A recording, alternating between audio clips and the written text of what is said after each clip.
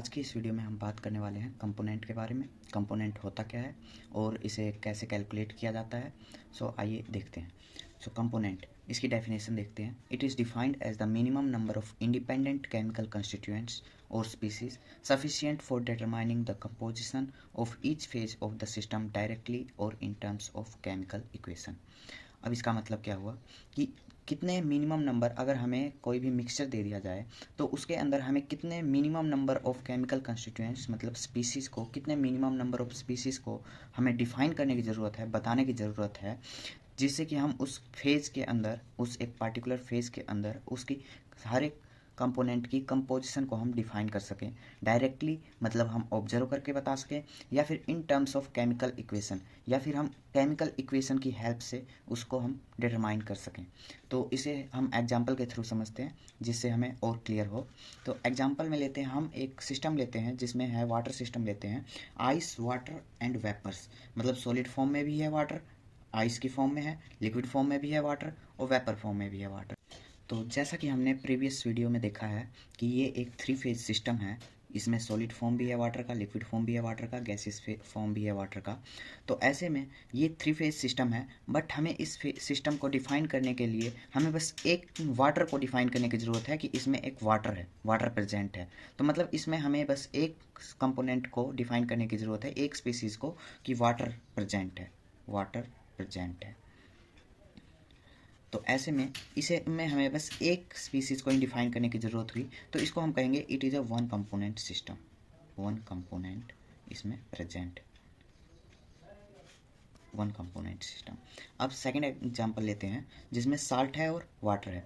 हमने एक सॉल्यूशन लिया है साल्ट और वाटर का, जिसमें हमने पानी में नमक मिलाया है। तो इसके अंदर हमें डिफ़ाइन करने की ज़रूरत, दो कंपोनेंट को डिफ़ाइन करने की ज़रूरत होगी कि हमने पानी में क्या क्या मिला हुआ है। पानी में हमारा साल्ट भी है, नमक भी है और पानी भी है। तो इस तरह से हमें इसमें दो स्पीसीज़ को डिफ़ाइन करने की ज़रूरत होती है, वाटर को भी और साल्ट को भी। ऐसे में हम कहेंगे कि ये एक दो कंपोनेंट सिस्टम है, it is a two component system. तो अब हम यहाँ पर एक एग्जांपल लेते हैं जिसमें हम देखेंगे कि केमिकल इक्वेशन की हेल्प से हम कैसे कंपोनेंट को डिफाइन कर सकते हैं कि यहाँ पर कितने कंपोनेंट प्रेजेंट है। तो यहाँ हमने एक एग्जांपल लिया है जिसमें कैल्शियम कार्बोनेट का डिकम्पोजिशन होता है। तो कैल्शियम कार्बोनेट का डिकम्पोजिशन होकर कैल्शियम ऑक्साइड और कार्बन डाइऑक्साइड में ये ब्रेक डाउन होता है। तो इसमें हम देखेंगे कि किसी भी फेज की कंपोजिशन को हमें डिफाइन करने के लिए हमें मिनिमम दो कंस्टिट्यूएंट्स की ज़रूरत पड़ती है। जैसे अगर हमने कैल्शियम कार्बोनेट और कैल्शियम ऑक्साइड को ले लिया, तो अगर हमें कैल्शियम कार्बोनेट की कंपोजिशन देखनी है तो इसके लिए हमें क्या ज़रूरत है, कैल्शियम कार्बोनेट प्लस में 0 कैल्शियम ऑक्साइड।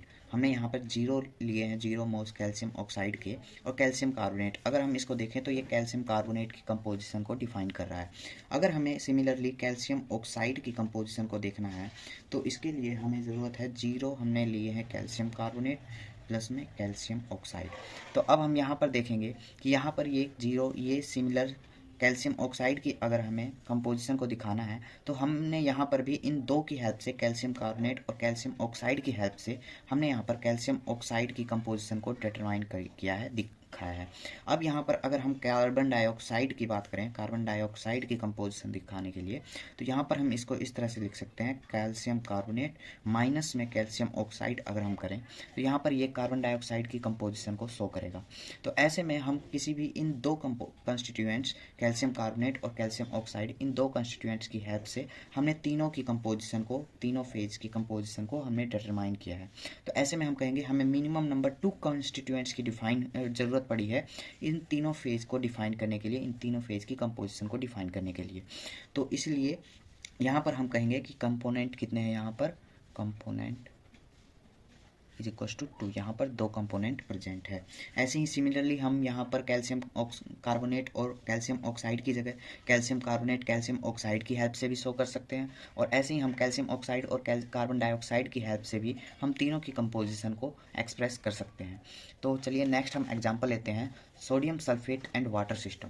अब सोडियम सल्फेट और वाटर सिस्टम में हम देखते हैं, इसमें हमने देखा है पहले भी कि ये Na2SO4 ये वाटर ऑफ क्रिस्टलाइजेशन की फॉर्म में प्रेजेंट होते हैं। इसके कई वाटर ऑफ क्रिस्टलाइजेशन प्रेजेंट होते हैं, Na2SO4.7H2O। ये मेनली इन फॉर्म में हमें मिल सकता है anhydrous sodium sulphate, aqueous sodium sulphate, aqueous sodium sulphate. और हम ये भी कह सकते हैं कि जब हमारा सोडियम सल्फेट ख़त्म हो जाए या फिर उसमें प्रेजेंट ना हो, वो पूरी तरह से कम्प्लीटली ख़त्म हो गया हो, तो उस टाइम पे वहाँ पर वाटर भी प्रेजेंट होगा, हमारा वेपर भी प्रेजेंट होगा। बट ऐसे केस में हम क्या कहेंगे, यहाँ पर हमें हर एक कंस्टिट्यूएंट्स को, यहाँ पर हमें इन सभी के कंपोजिशन को डिफ़ाइन करने के लिए हमें बस दो कंस्टिट्यूएंट्स को डिफ़ाइन करने की ज़रूरत है कि यहाँ पे हमारा सोडियम सल्फेट है और वाटर प्रेजेंट है। यहाँ पर हमारा sodium sulphate Na2X mole of sodium sulphate present है and Y mole of H2O water present है। तो ऐसे में हमें बस दो कंस्टिट्यूएंट्स को डिफ़ाइन करने की ज़रूरत हुई है। तो ऐसे में हम कहेंगे it is a two component system. It is a two component system। अब नेक्स्ट, तो अब हम हमारा नेक्स्ट टॉपिक देखते हैं कि हम किसी भी फेज में कंपोनेंट, नंबर ऑफ कंपोनेंट को कैलकुलेट कैसे कर सकते हैं, calculation of number of component. तो इसके लिए हमारे पास एक जनरल रिलेशन होती है C is equal to S minus E plus में R, जिसे हम ये भी लिख सकते हैं S minus E minus R. तो यहाँ पर C क्या होता है, C होता है नंबर ऑफ कंपोनेंट जो हमें डिटरमाइन करना है। S होता है total number of constituents in the system, उस सिस्टम के अंदर टोटल कितने कंस्टिट्यूएंट्स, कितने स्पीसीज प्रेजेंट है, ये होता है S।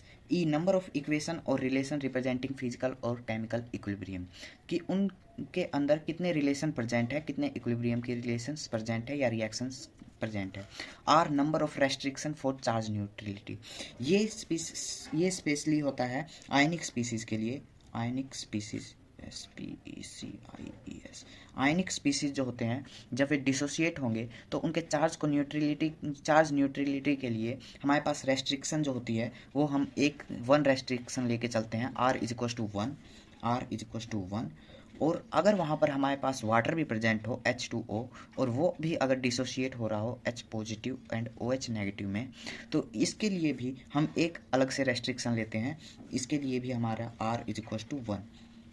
तो हमारे पास अगर हमारे पास कितने भी नंबर ऑफ आयंस डिसोसिएट हो रहे हो, तो हम ओवरऑल आयंस के लिए हम एक ही रेस्ट्रिक्शन लेंगे चार्ज न्यूट्रलिटी का, R इज इक्वल टू 1। और अगर वहाँ पर वाटर भी प्रेजेंट हो, वाटर का भी डिसोसिएशन हो रहा हो और आयनिक स्पीसीज का भी डिसोसिएशन हो रहा हो, तो वहाँ पर हम कहेंगे R is equal to 1 for ionic species के न्यूट्रलिटी, चार्ज न्यूट्रलिटी के लिए, और एक वाटर के जो H पॉजिटिव और OH नेगेटिव आयन है इनकी न्यूट्रलिटी के लिए। तो वहाँ पर ऐसे केस में वहाँ पर दो रेस्ट्रिक्शन कहेंगे। तो अब इसको हम यहाँ पर एग्जांपल देखते हैं कैसे होंगे। तो एग्जांपल लेते हैं, जैसे हमने ice, water and vapour system लिया था पहले, इसमें हमने देखा था कि ये वन कंपोनेंट सिस्टम है, वन कंपोनेंट सिस्टम। बट देखते हैं अब इस रिलेशन की हेल्प से हम कैसे इसमें देखते हैं कि ये वन कंपोनेंट सिस्टम है। तो रिलेशन है हमारा C is equals to S minus E minus R. जैसे कि यहाँ पर कोई भी डिसोसिएशन नहीं हो रही है, आयनिक स्पीसीज नहीं है और कोई भी किसी भी प्रकार की डिसोसिएशन नहीं हो रही है, तो इस केस में हम कहेंगे यहाँ पर जो रेस्ट्रिक्शन है वो तो जीरो है। तो ये बच गया C component is equal to S minus E. अब यहाँ पर हम देखते हैं S total number of constituents कितने प्रेजेंट है, आइस प्रेजेंट है, वाटर प्रेजेंट है एंड वाटर वेपर प्रेजेंट है। ये water in gases phase vapour कह सकते हैं इसको, वेपर। तो ऐसे में जो हमारे पास टोटल नंबर ऑफ कंस्टिट्यूएंट्स है उसकी वैल्यू हो गई S इज इक्वल टू 3। अब यहाँ पर देखते हैं रिलेशन कितने प्रेजेंट है। तो यहाँ पर हम देख सकते हैं आइस और वाटर के बीच में एक इक्विलिब्रियम की रिलेशन है, ice in equilibrium with water liquid, and water फिर इक्विलिब्रियम में प्रेजेंट है वेपर के।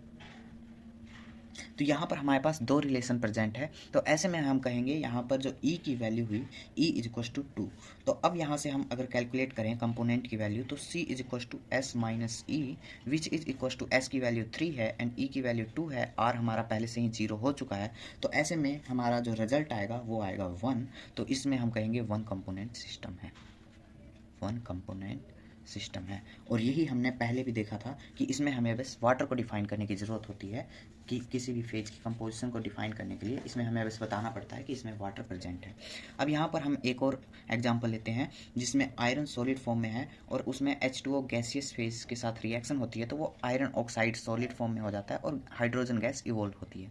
तो अब इसमें हम देखते हैं हमारा पहले रिलेशन देखते हैं क्या है। C component is equal to S total number of constituents minus में E number of of relation minus में आर, चार्ज न्यूट्रलिटी की रेस्ट्रिक्शन।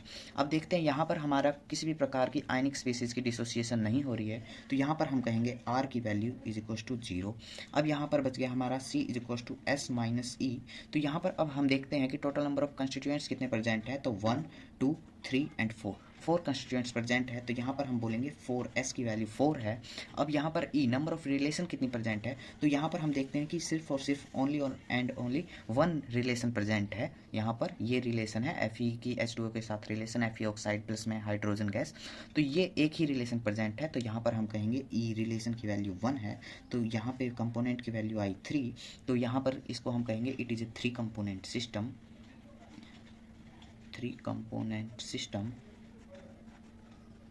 इसका मतलब ये हुआ कि यहाँ पर हमें मिनिमम 3 कंस्टिट्यूएंट्स 3 स्पीसीज़ को डिफाइन करने की ज़रूरत है इच फेज की, हर एक फेज की कंपोजिशन को डिफाइन करने के लिए। अब हम आगे एक और एग्जाम्पल्स लेते हैं जिससे और भी क्लियर हो।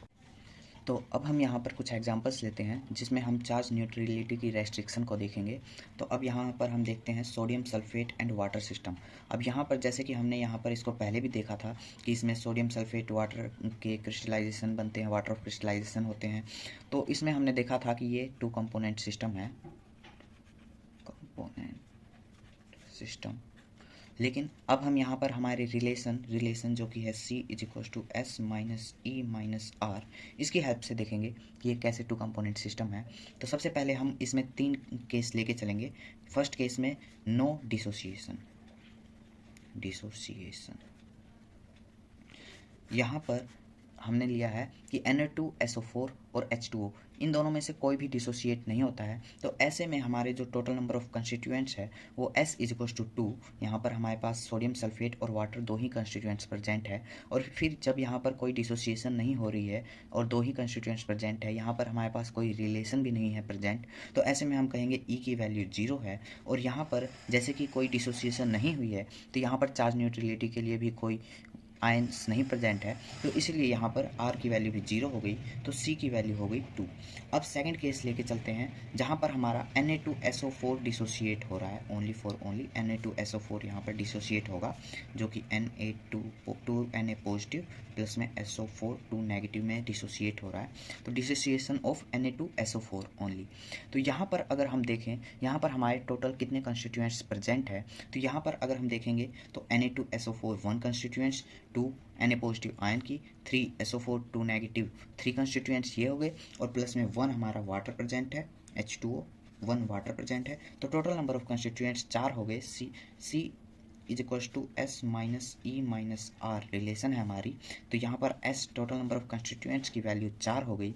अब यहाँ पर अगर हम रिलेशन देखें E की वैल्यू, तो यहाँ पर हमारे पास एक रिलेशन प्रेजेंट है जो है Na2SO4 की डिसोसिएशन की रिएक्शन है, ये हमारे पास एक रिलेशन प्रेजेंट है। तो E is equal to 1, E की वैल्यू हमारे पास 1 है। अब जैसे कि यहाँ पर आयनिक स्पीसीज आ गई, अब आयनिक स्पीसीज आ गई, डिसोसिएशन हुआ है, तो ऐसे केस में हमारे जो है R is equal to 1, restriction 1 होगी for charge neutrality.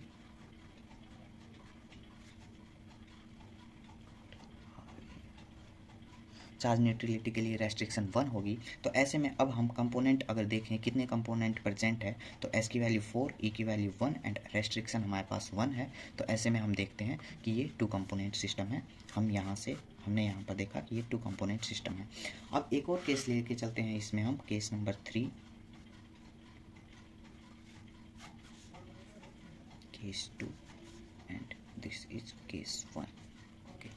Then case 3 में लेते हैं कि यहाँ पर Na2SO4 and H2O both undergo dissociation.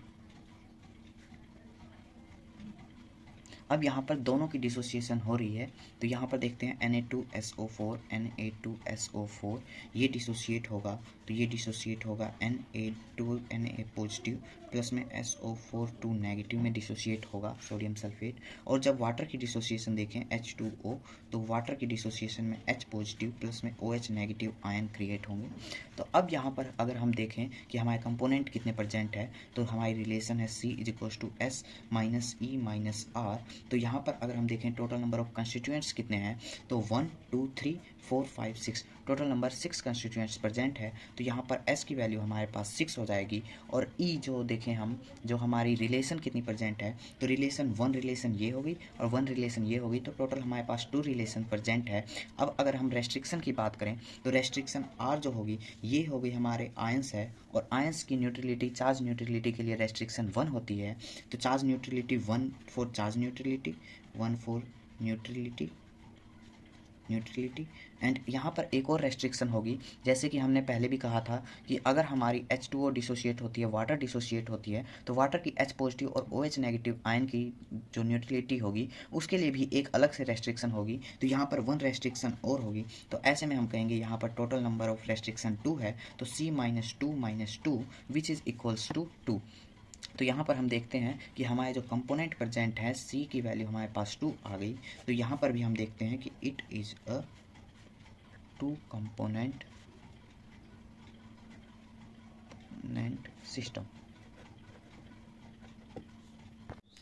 तो अब हम यहाँ पर चार्ज न्यूट्रलिटी से रिलेटेड एक और एग्जांपल लेते हैं। तो यहाँ पर हमने एक सिस्टम लिया है KCl, NaCl एंड H2O का सिस्टम लिया है। तो यहाँ पर हम केस लेते हैं, केस वन लेते हैं, नो डिसोसिएशन। यहाँ पर हमने लिया है कि KCl, NaCl एंड H2O इनमें से किसी की भी डिसोसिएशन नहीं हुई है, तो ऐसे में हम नंबर ऑफ कंपोनेंट कैलकुलेट करेंगे। हमारी रिलेशन है C=S-E-R। तो अब अगर हम देखें यहाँ S है नंबर ऑफ कंस्टिट्यूएंट्स, तो अगर यहाँ पर हम नंबर ऑफ कंस्टिट्यूएंट्स देखें तो यहाँ पर 1, 2 and 3 number of constituents present है। तो यहाँ पर हमारी S की वैल्यू हो गई 3, और जैसे कि यहाँ पर E नंबर ऑफ रिलेशन, कोई भी रिलेशन प्रेजेंट नहीं है, तो यहाँ पर हम कहेंगे S की वैल्यू 0 है, और जैसे कि डिसोसिएशन नहीं हुई है तो आयनिक स्पीसीज भी नहीं है, तो चार्ज न्यूट्रलिटी भी 0 है। तो ऐसे केस में हम कहेंगे रेस्ट्रिक्शन जो है हमारी वो भी 0 है, तो ऐसे में कहेंगे it is A 3 component system. अब केस 2 अगर हम लें, अगर हम लें कि यहाँ पर तीनों की कंप्लीट डिसोसिएशन हुई है, NaCl, KCl एंड H2O तीनों की हमारे पास कंप्लीट डिसोसिएशन हुई है, तो KCl की डिसोसिएशन होगी तो KCl डिसोसिएट होगा K पॉजिटिव प्लस में Cl नेगेटिव में, NaCl डिसोसिएट होगा Na पॉजिटिव Cl नेगेटिव में, और यहाँ पर H2O जो है डिसोसिएट होगा H positive and OH negative में। तो अब हमारे पास जो रिलेशन है कंपोनेंट की वैल्यू निकालने के लिए C=S-E-R। तो अब अगर हम यहाँ पर कंस्टिट्यूएंट्स की वैल्यू देखें, S की वैल्यू देखें, तो यहाँ पर 1, 2, 3, 4, 5, 6, 7, 8 कंस्टिट्यूएंट्स है। यहाँ पर क्लोरीन हमारे पास 2 बार है, तो इसलिए हम इसको एक ही बार काउंट करेंगे। तो यहाँ पर हम देखते हैं 1, 2, 3, 4, 5, 6, 7, 8 कंस्टिट्यूएंट्स हमारे पास प्रेजेंट है। अब अगर हम यहाँ पर रिलेशन देखें, number of relation E=1, 2, 3 relation हमारे पास प्रेजेंट है। अगर रेस्ट्रिक्शन की बात करें तो ओवरऑल चार्ज न्यूट्रलिटी के लिए यहाँ पर जो आयनिक स्पीसीज की चार्ज न्यूट्रलिटी के लिए रेस्ट्रिक्शन होती है वो होती है 1 and 1 for OH negative and H positive के न्यूट्रलिटी के लिए 1 रेस्ट्रिक्शन अलग से। तो ऐसे में कहेंगे यहाँ पर जो चार्ज न्यूट्रलिटी के लिए जो है रेस्ट्रिक्शन वो 2 है। तो ऐसे में हमारी C की वैल्यू आएगी 8 - 3 - 2 विच इज़ इक्वल्स टू 3। तो यहाँ पर हमने देखा कि नंबर ऑफ कंपोनेंट कितने प्रेजेंट है, तो नंबर ऑफ कंपोनेंट 3 प्रेजेंट है। अगर ऐसे ही हमने जैसे प्रीवियस एग्जांपल में लिया, अगर हमने यहाँ पर KCl ओनली KCl की डिसोसिएशन ली होती, तो अगर KCl ओनली KCl डिसोसिएट होगा, यहाँ पर हम केस ले लेते हैं एक अलग से, केस 3, जहाँ पर कि हमारा KCl ही डिसोसिएट हो रहा है। KCl अगर डिसोसिएट होगा तो K पॉजिटिव प्लस में Cl नेगेटिव में डिसोसिएट होगा। बाकी जो हमारा NaCl है, NaCl एंड H2O ये हमारा एज इट इज़ प्रेजेंट है। तो अगर हम यहाँ पर टोटल नंबर ऑफ कंस्टिट्यूएंट्स की बात देखें, C=S-E-R। अगर हम यहाँ पर टोटल नंबर ऑफ कंस्टिट्यूएंट्स देखें तो 1, 2, 3, 4, 5 टोटल नंबर ऑफ कंस्टिट्यूएंट्स हमारे पास 5 है, और नंबर ऑफ रिलेशन देखें तो 1 ही रिलेशन हमारे पास, एक ही रिलेशन हमारे पास प्रेजेंट है, तो E की वैल्यू 1। और रेस्ट्रिक्शन की बात करें तो यहाँ पर आयनिक स्पीसीज जैसे कि प्रेजेंट है, तो चार्ज न्यूट्रलिटी के लिए 1 रेस्ट्रिक्शन आएगी, तो 1 restriction for charge neutrality, this gives us 3।